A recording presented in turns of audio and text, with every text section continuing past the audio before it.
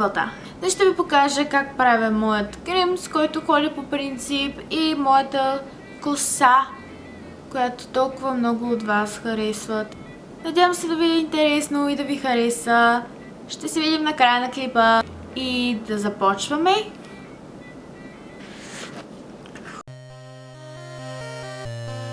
Окей, първо започвам с фондютена, който е много светъл цвят и е от Avon, ако нанасям с пръсти.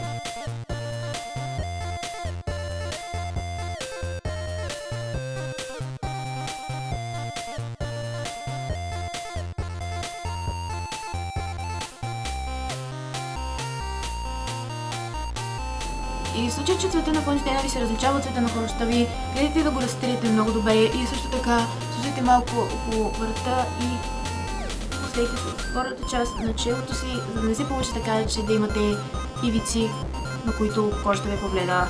Добре, след фондютена може да искате да покриете някои останали недостатъци, например зачервявания или пъпки с коректор. Аз използвам коректор на Clear Skin, отново от Avon.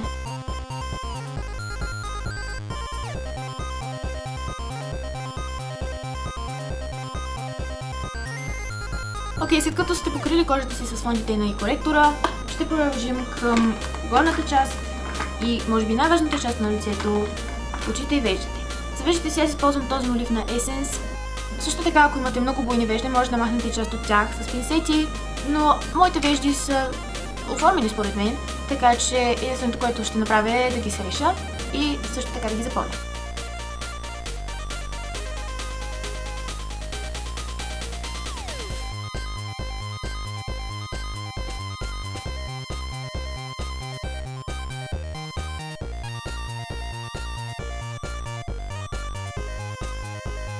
За очите като основа нанасям тези безцветни сенки, които са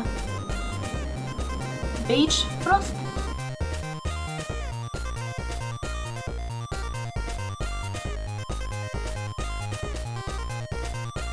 И сега очната линия. Аз използвам очна линия на Essence. Всъщност доста от продуктите ми са на Essence.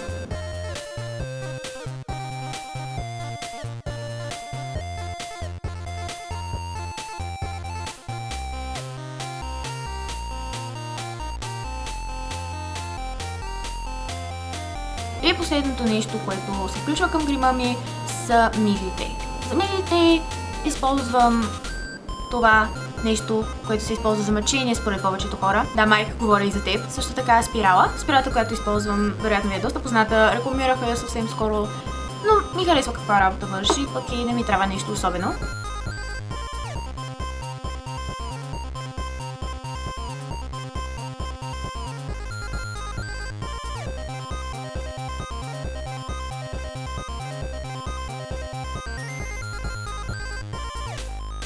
И сега време за косата.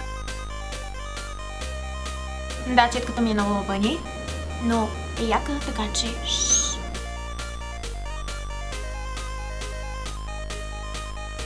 Окей, след като се срещате, започвам с пресата. Моята преса е доста странна, понеже има част, която се нагрява и от двете страни и пресата е подходяща за кадрене и за изправене. Но можете да правите абсолютно същите неща и с обикновена преса. Първо ще разделя косата си на няколко секции, като ще прибера на горната част. Ще оставя само долната.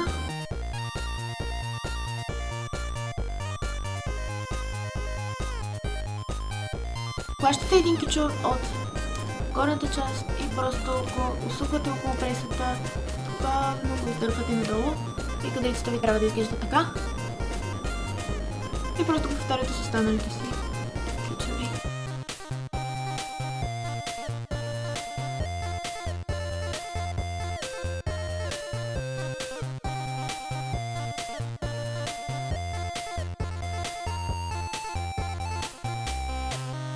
След това просто пускаме и още секции от косата.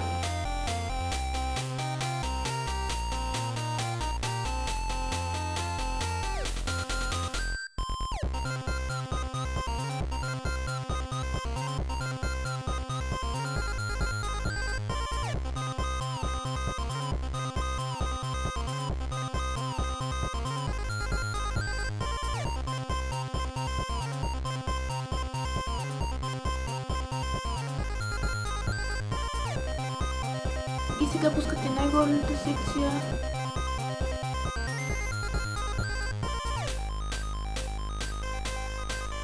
Можете да изправите малко, в случай, че е приела някоя доста странна форма като моята.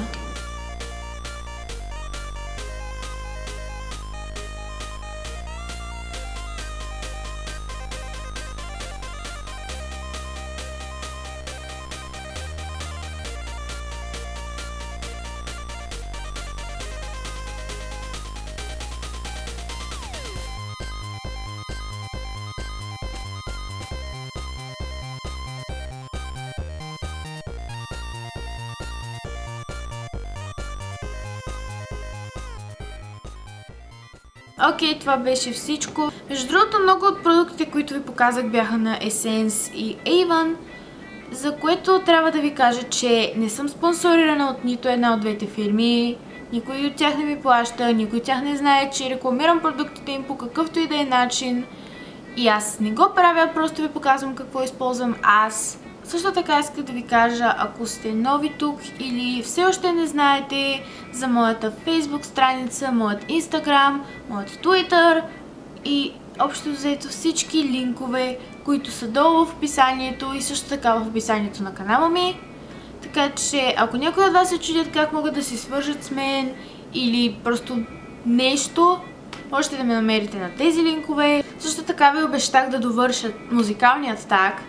Така че спокойно, не се притеснявайте, не съм забравила. Направих другата част от тага и в края на клипа ще има едно прозорче, на което ще пише втора част на тага, където като цъкнете можете да видите видеото. Така че да, спокойно, има втора част на тага. И да, мисля, че това беше всичко. Ще се видим другата седмица, вече през март. И чао!